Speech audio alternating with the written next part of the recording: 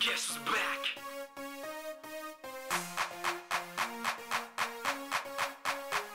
Yeah, Jesse Twim. Let's go. Bienvenue au Jesse Twim Financial Magazine. Moi, c'est Serge Kilimbe. Merci pour votre participation à notre programme online 100% dédié aux traders, investisseurs et à toute personne intéressée par les marchés financiers internationaux. L'émission comportera 5 rubriques. Rubrique numéro 1. Le point hebdomadaire des principaux indices boursiers. Rubrique numéro 2. Les rendez-vous importants de la semaine globale macroéconomique. Rubrique numéro 3. Le point hebdomadaire des devises majeures. Rubrique numéro 4. Le point hebdomadaire des matières premières. Rubrique numéro 5. L'analyse technique d'un actif sur base de graphiques mensuels, hebdomadaires et journaliers, afin d'en déterminer les niveaux critiques et les opportunités d'opérations d'achat et vente à court et moyen terme. C'est parti, commençons tout de suite. Rubrique numéro 1. Indice boursier. Malgré une bonne séance en clôture journalière pour ce vendredi 12 février, ce fut une semaine rouge à travers le monde. Deuxième semaine baissière consécutive pour ce mois de février 2016. Un mot sur le Dow Jones. Toujours sur le support de 15 960 points plus ou moins, on est descendu jusqu'à 15 600 points et on notera que les volumes deviennent de plus en plus importants du côté vendeur. Restons vigilants en appréhendant la semaine qui vient. Le Nasdaq, en zone de 4010 points, qui fut la clôture de la semaine précédente, on a eu une tentative de break qui s'est soldée par un pic à 3870 points avant de revenir en zone de 4000 points pour la clôture hebdomadaire. Maintenant, focalisons-nous un peu plus profondément sur le S&P 500, qui est un réel reflet de la santé économique américaine.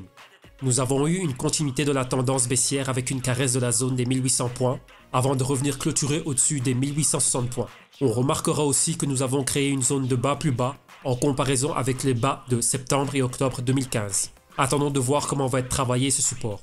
Nous noterons également qu'un Tweezer Bottom vient d'être formé par les deux longues mèches et que cela est un signal de retournement de marché. Comme je l'avais souligné dans l'analyse de la semaine passée, si nous descendons en A, B, C, D, nous venons juste d'atteindre notre B et nous irions chercher notre C en zone de 2000 points avec la moyenne mobile de 20 semaines comme résistance et de là descendre plus bas vers les 1750 points. Maintenant, regardons le S&P 500 sur une carte de secteur pour voir leur performance cette semaine. Je vous laisse en témoigner sans faire de commentaires. Maintenant, regardons la performance de ces secteurs lors de la dernière séance du vendredi 12 février qui fut bonne, et la performance hebdomadaire qui fut rouge, spécialement dans le secteur financier, bancaire, assurance et celle des grands conglomérats. Un œil sur le VIX. La volatilité reste haute. Nous avons caressé les 30 points et sommes revenus fermés à 26,85, ce qui explique la dernière séance positive des indices au vendredi 12 février. La grande tendance reste haussière, haute volatilité, donc précaution durant les sessions de la nouvelle semaine. Avant d'attaquer les indices du reste du monde, regardons un peu la semaine des grandes compagnies internationales qui cotisent aux États-Unis, notamment au New York Stock Exchange. Nous constatons que la semaine fut rouge. Juste en jetant un œil là-dessus, nous savons déjà que les principales places boursières mondiales ont eu une semaine baissière. Commençons avec le FTSE 100 anglais. Continuité à la baisse, nous avons touché les 5500 points avant de clôturer à 5770 points. Extrême volatilité, gros volume, zone très critique. Si on remonte au-dessus des 5900 points, on ira chercher la moyenne mobile de 20 semaines et si l'on va en dessous des 5700 points, on ira chercher une clôture en zone des 5600 points et recaresser les 5500 points. L'Eurostock 50, parfaite continuité du flux baissier avec augmentation de volume. Nous venons de clôturer plus bas que le pivot de 2800 points. Atteindre les 2600 points n'est qu'une question de semaines, voire de jours. Le DAX allemand est en zone de support de 9000 points et 8800 points. 2 semaines baissières consécutives avec volume très important. Maintenant, attendons de voir comment la zone des 8800 points sera travaillée dans les prochaines semaines. Nous nous situons actuellement sur le support du canal baissier. S'il y a un rejet, on ira probablement tester la zone des 10 000 points où l'on coïncidera avec la moyenne mobile de 20 semaines. Le SMI suisse, comme le DAX allemand, seconde semaine à la baisse, volume important. Il se négocie en dessous du niveau de pivot et support important de janvier 2015 de 7900 points. Prochaine target, les 7250 points.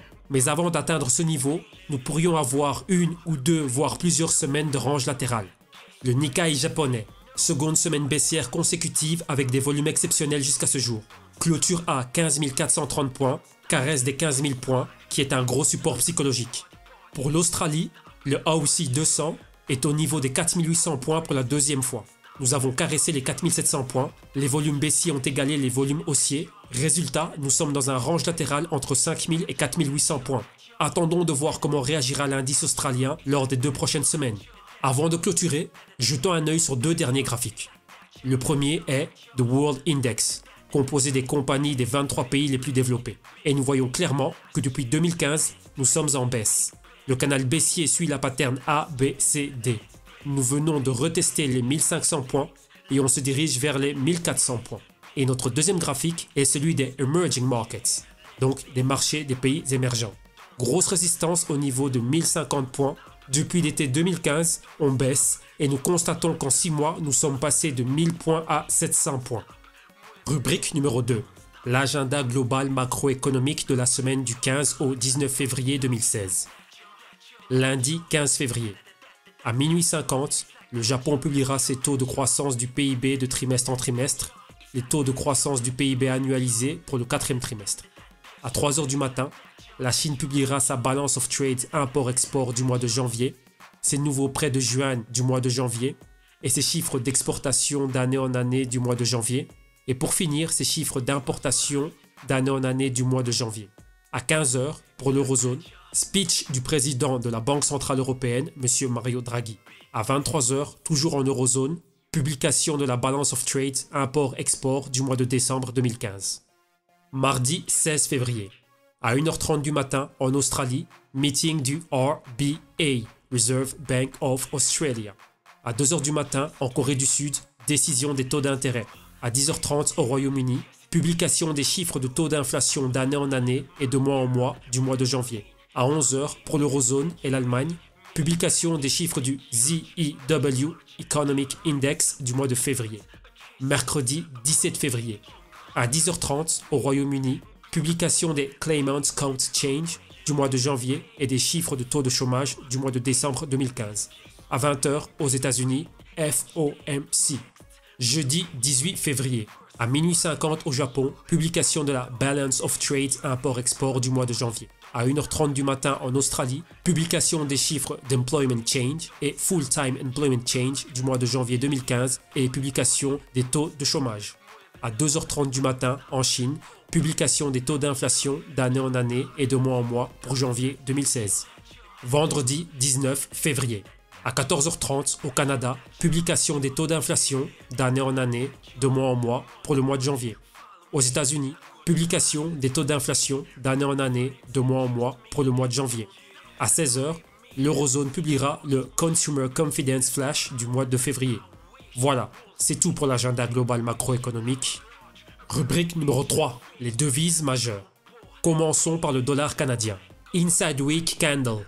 Sans direction, en zone de résistance du canal baissier, possible rejet et continuité de prix baissier. Rappel, le dollar canadien suit l'évolution des cours du pétrole. Attendons confirmation les semaines qui suivent. Le dollar américain, deuxième semaine baissière, on est sur le support des 95 points. Toujours dans le range latéral entre 100 et 95 points, voyons comment il réagira la semaine prochaine. La livre sterling, sans mouvement, Inside Week Candle, rejet de la résistance des 1.45, on attend une direction. L'euro, deuxième semaine haussière consécutive, on se dirige vers les 1.15. Nous verrons la publication des données macro et la réaction au speech de M. Draghi. Le franc suisse, deuxième semaine haussière consécutive, en zone de résistance du canal baissier. Nous verrons comment le franc suisse travaillera cette zone la semaine prochaine. Soit break ou rejet et mouvement orange avant de repartir à la baisse. Le yen japonais, on a eu une splendide semaine haussière, venant même de caresser la zone des 0.90. 2 semaines haussières consécutives, gros volume haussier. On attend confirmation et continuité de cette tendance durant la deuxième quinzaine du mois de février. Le dollar australien, sans direction, sans progression, en inside week candle. La semaine précédente fut une semaine d'indécision avec rejet de hausse, toujours en zone de support. On se décale du double bottom, mouvement orange latéral, on attend une direction. Le dollar néo-zélandais, sans direction, inside week candle, rejet de prix plus haut, et on est revenu clôturer en zone de clôture de la semaine précédente. On attend une direction. Voilà, c'est tout pour les devises majeures. Pas trop de mouvements, on attend les rapports de banque centrale pour l'eurozone et les États-Unis. Et pour des pays comme le Canada et la Nouvelle-Zélande, ce sont des commodités qui impacteront principalement ces devises-là. Rubrique numéro 4, les matières premières. On poursuit avec notre rapport sur le pétrole. Numéro 1, le Brent. De retour à la baisse avec un pic baissier à 30 $ le baril, puis il est revenu clôturer la semaine à 32,65 $. Prévision, mouvement latéral avec 30 $ comme support. On verra comment il finira le mois de février. Rappel, nous pouvons voir des prix plus bas que 30 $ le baril. Numéro 2, le WTI. Semaine baissière en continuité de la semaine précédente, pic à 26 $ le baril, avant de revenir clôturer la semaine à 29 $ le baril. Les 2 prochaines semaines seront décisives. Si les volumes baissiers sont toujours aussi importants, nous finirons le mois de février en zone des 25 $ le baril, voire 20 $ le baril. Si nous n'avons pas de rebond ou mouvement en range latérale, rappel, nous sommes en zone de support du canal baissier. Voilà pour le pétrole, nous resterons concentrés dessus jusqu'à la fin du mois de février et ensuite nous ajouterons des métaux à notre rapport et analyse hebdomadaire sur les matières premières. Rubrique numéro 5, analyse technique de l'action de Goldman Sachs Group, GS, compagnie nord-américaine du New York Stock Exchange, secteur finance, banque d'investissement. Notre analyse sera simple et basique. Nous utiliserons 3 time frames, mensuels, hebdo et journaliers, dans lesquels nous déterminerons les niveaux critiques, les résistances et supports, les directrices de tendance haussières et baissières, et comme indicateur en graphique journalier, nous aurons recours aux moyennes mobiles de 20, 50, 100 et 200 jours et d'un oscillateur, le slow stochastique. Numéro 1, graphique mensuel. En support de canal baissier, on remarque la formation baissière A, B, C, D, A, 220 $, B, 170 $, C, 200 $, D, 150 $. Si la pattern se répète, on peut retester la résistance de 170 $ avant d'aller plus bas. Nous voyons que 125 $ est le support direct plus bas et c'est un niveau qui coïncide avec le support du canal haussier à long terme initié au printemps 2012. Numéro 2, graphique hebdo. Nous remarquons les détails du canal baissier et de la formation A, B, C, D. Nous voyons également l'importance du support de 150 $, car nous voyons que ce fut une zone de multiples bottoms à 4 reprises par le passé, entre 2013 et 2014. Nous avons eu un pic à 138 $ durant la semaine et nous sommes revenus clôturer la semaine à 146 $.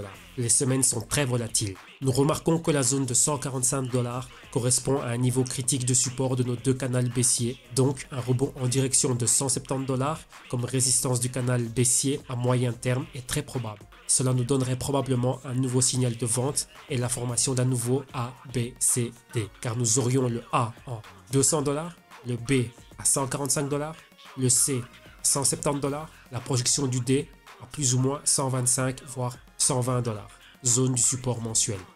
Numéro 3, graphique journalier. Ici, on se focalisera sur la progression du canal baissier. On remarque clairement que l'on se décale de la zone de support du canal baissier. La moyenne mobile de 200 jours est à 180 $. Nous voyons son interaction avec le prix. 1. Mi-août 2015 comme support percé à la baisse. 2. À partir de novembre 2015, résistance. Et en décembre 2015, rejet définitif du prix vers les plus bas du canal baissier. Les autres moyennes mobiles. 1. De 20 jours à 153 $. 2. De 50 jours à 163 $. Et 3. Celles de 100 jours à 173 $. Sont une résistance au prix. Et nous verrons leur interaction au fur et à mesure que le prix se rapprochera de chacune d'entre elles, vu que nous nous dirigeons vers la résistance du canal baissier en zone de 170 $. Avec le slow stochastique, nous voyons les points d'entrée d'opérations de vente à court terme. Maintenant, je le rappelle une fois de plus, nous rebondissons vers la résistance du canal baissier, attendons de sortir de la zone de survente du slow stochastique et soyons attentifs aux patterns de rejet, retournement et autres en zone de résistance. Voilà tout pour notre analyse technique. Si vous souhaitez analyser les fondamentaux de la compagnie Goldman Sachs Group, visitez sa page web ou Google Finance, Yahoo Finance ou autre site web pour plus d'infos et news et événements importants au sein de la compagnie Goldman Sachs Group en 2016. Voilà, c'est tout pour cet épisode. Abonnez-vous, commentez, partagez, likez et contactez-moi pour toute question et information. Bon trading et rendez-vous la semaine prochaine. Merci.